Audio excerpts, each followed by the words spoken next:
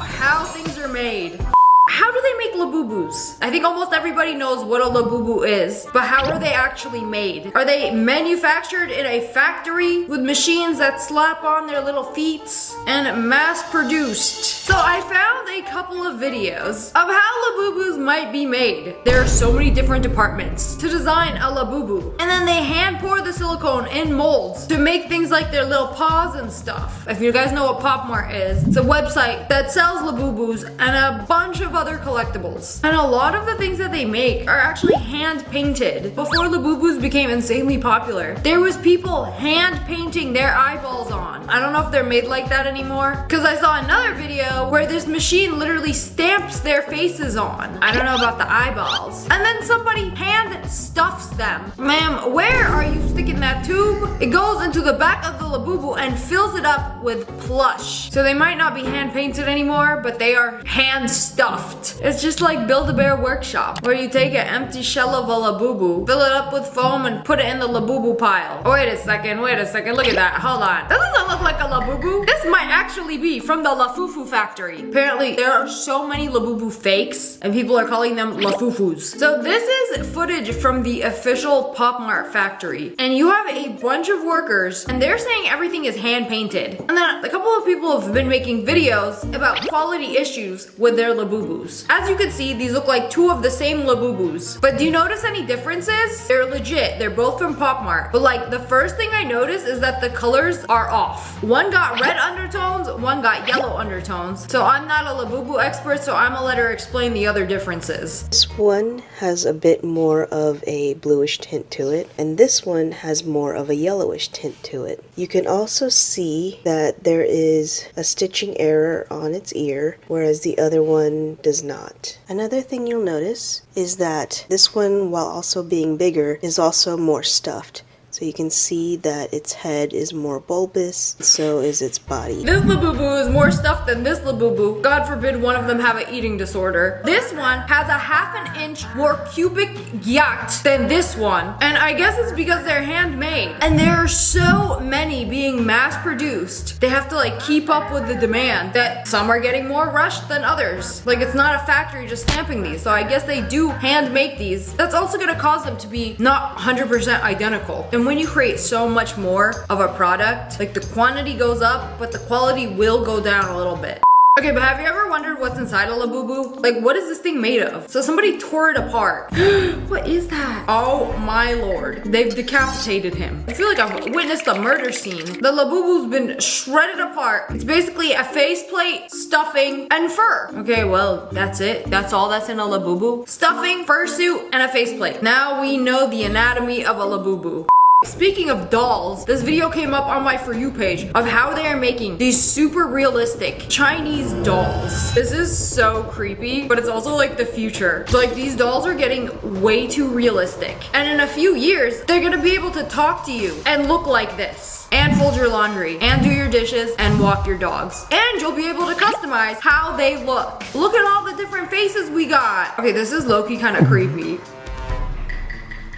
Like, they just shoved an eyeball into her socket. These things are way too realistic. Oh, it's just like a Labubu. This doll also has stuffing in her eye holes. I gotta make it nice and cushiony for that eyeball to go in. It is so creepy how realistic this thing looks. And I want you guys to see how they have to install each individual eyelash and eyebrow. Like, they poke it into the silicone so it looks so realistic. Whoa, this is going to take a very long time. The bushier the brows, the more expensive the doll, because they are hand installing every single individual eyebrow and eyelash onto this thing. The level of detail on these things is actually insane. Okay, 475 hairs have been installed for this eyebrow, and voila, she got brows now. Don't forget the eyelashes. If this was real life, this would hurt so bad. Okay, but the coolest part is how they do the hair. Like a brand new born baby. These dolls also start out bald, and it's really satisfying how they install the hair. Like, they have this tube of hair, as you saw with the eyebrows. This device is similar where it just like pushes the hair down and installs it into the silicone head. So yes, it is a tedious process. Kind of reminds me of those rug tufting videos where they like hand make a rug, except they are punching in little hair follicles. They call it implanting the hair into these dolls. Oh, you should leave it like that. What if a customer requests a bald front? I always thought they put wigs on these things, but we want to make this permanent. And as you can see, this takes a very long time. But look at those luscious locks. She got a nice head of hair. Man, these AIs are gonna be better looking than us and smarter than us. We humans are no match for the future of robots. Okay, only just a little bald spot left. And it is so satisfying seeing them install hair. And wow, an entire luscious head of hair has been installed onto this head. I guess that's how they do it on Barbies too.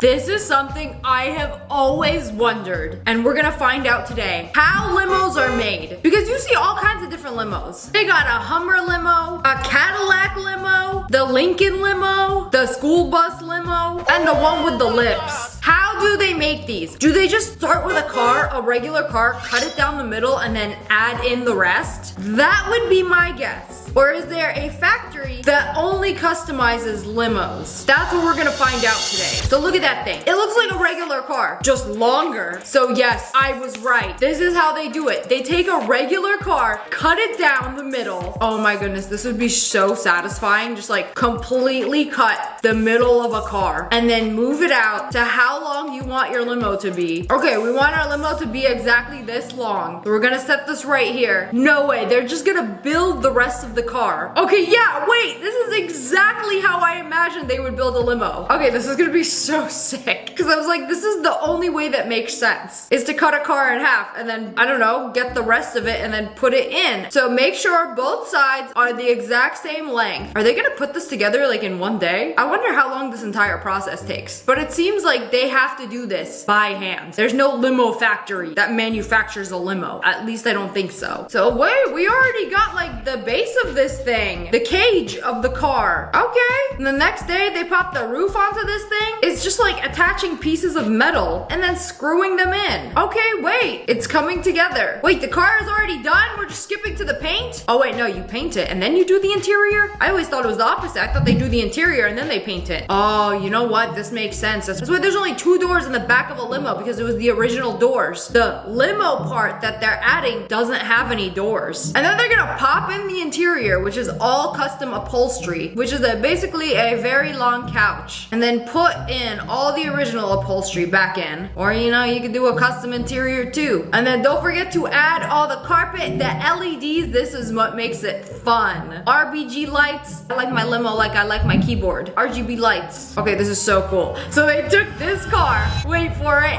and they just made it longer. Wow. This was such a satisfying process because I've always wondered this, but I've never seen a video of how it's actually done. Smash that like button if you learned something new right now. Pretty cool. Now we know how limos are made.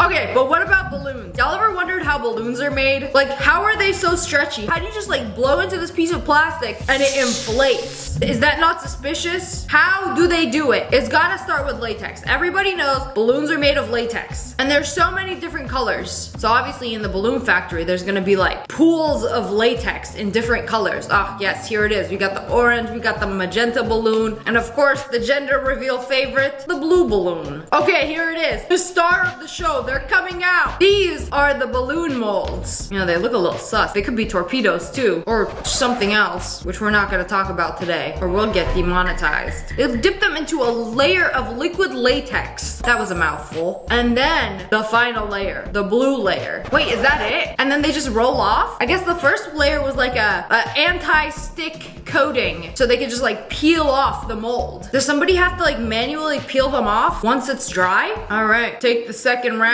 Whoa, there we have it. Hundreds of balloon molds. Oh, and then these brushes, they just like roll up the sides, and that's the part that you like blow on. What is the reason for this? I guess it lets you have a grip, because if they didn't roll it up, you wouldn't have a grip on the blow part, and it would be very difficult to blow up a balloon. So they basically roll up the little balloon sleeve. Oh yeah, see? The one on the left would be way harder to blow up than the other one. You gotta have a little like blow pad. Those things still look wet. I don't know if they're just like extra shiny shiny or they're wet. And then they put them into hot water. Are they cleaning them? I see soap in there. It must be some soapy water. And then the balloons are nice and clean. Oh, that's really nice that they wash them before you put your mouth on them. You know, I never really thought about that. Like blowing up a balloon, like, is this clean before I put it in my mouth? You kind of just like put it in your mouth without thinking about it. You know, I never question these things. You know, it's very nice to know that they actually wash the balloons before selling it to you. Then they put them in this powdery coating that prevents them from sticking together. And then, whoa, did you see that? This contraption basically blows them up and suctions them off of the molds to remove them. Yeah, this was the part that I was wondering. Like, does somebody have to like hand remove every single balloon off the mold? No, this thing just like blows them up and off the mold. Wow, I love technology. Okay, then we spin them up. You know, whenever you open up a bag of balloons and some of them are like a little powdery, it's to prevent them from sticking together. And then of course, A/B testing them. Whoa, that is a giant balloon. Bro, it just keeps blowing and blowing into a giant heart shape. Oh my goodness, this thing is gonna explode.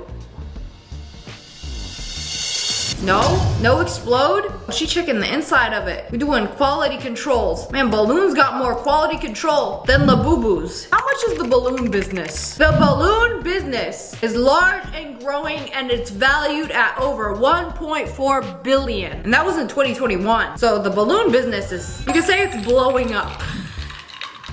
This video wouldn't be complete without finding out how a certain food is made. Pringles. How do they make them? Like regular potato chips, right? No, wrong, because I can't eat them. Oh, they show me all these potatoes. But Pringles is actually made of potatoes and wheat flour. Everybody knows what a Pringle is. It's not like a regular potato chip. They're all the same exact shape and they're stackable. And they come in a can and not a bag. You know, they wanted to be different. So it starts out with thousands, if not millions of potatoes, freshly picked from the grounds of Idaho. Potatoes, they come from dirt. But you've probably noticed in your bag of chips there is no dirt, because they are immediately taken to the washroom, into the potato bath. Oh, do you see the water? That water is dirty. Why are there so many rocks in the water? Oops, we picked this rock. I accidentally thought it was a potato. Anyways, there is an entire mechanism that separates the potatoes from the rocks that were accidentally mistaken as potatoes. Okay, so spin, and this machine rubs away the skin of the potatoes so that they are nice and smooth and ready to become Pringles. The potatoes are skinned and ready. All right, what now? Blanching. That means putting them in hot water very briefly to like soften them up. All right, now they're really clean. Next, they put them in this machine. Oh, you see how it works? Basically cuts the potatoes into potato sticks, and then these gears dice them into itty bitty diced potatoes. And then once they have been diced into itty bitty pieces, they are steamed. When they're in tiny little pieces like that, they cook much faster. So once the potatoes are nice and steamy, they're gonna turn them into mashed potatoes. So the Pringles factory could, if they wanted to, also be a mashed potato factory. But that's half the process. Like, Pringles are mashed potatoes before they're Pringles.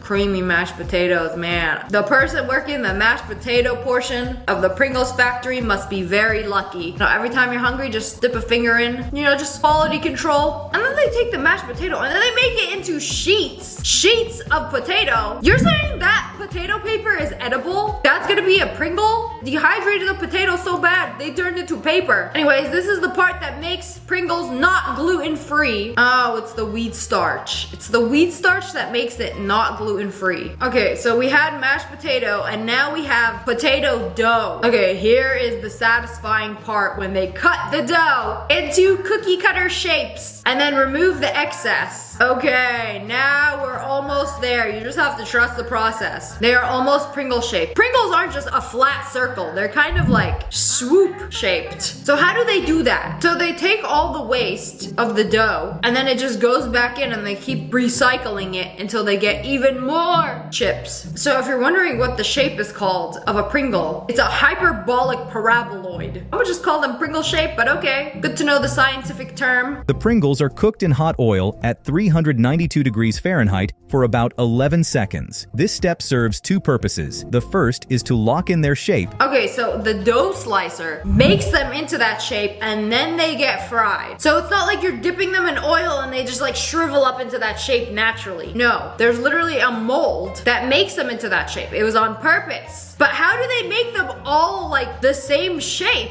that they're stackable? Like they have to have some crazy quality control to make sure they're completely the same shape. Okay, after they're fried, they're cooled down. And then they sprinkle them with seasoning. Wow. From the classic tang of sour cream and onion. Everybody knows sour cream and onion is the best one. Okay, but how do they stack them so perfectly without breaking? Like the chips are literally coming off the conveyor belt and hitting other chips. So they have people checking them during this entire process. Like, oh, this chip is under seasoned. Oh, this chip has a crack in it. Take them out. Remove them. Put them in the chip bin. Or they could just eat them. Then they package them up in the Pringles can and then you can buy 10 packs of them at your local Walmart. Whoa, bro. What is that? Nobody needs that many Pringles in their life. Well, now we know how a Pringle was made. Just take a regular chip and then add 20 more steps. And then you got a Pringle. It's a lot more complicated. But are they actually better? Comment below. But anyways, that's all for today. I hope you guys enjoyed this video. If you did, make sure to hit that like button in the face and subscribe to the Wolf Pack. Oh, I love you guys so much. Thanks for watching. Bye, guys.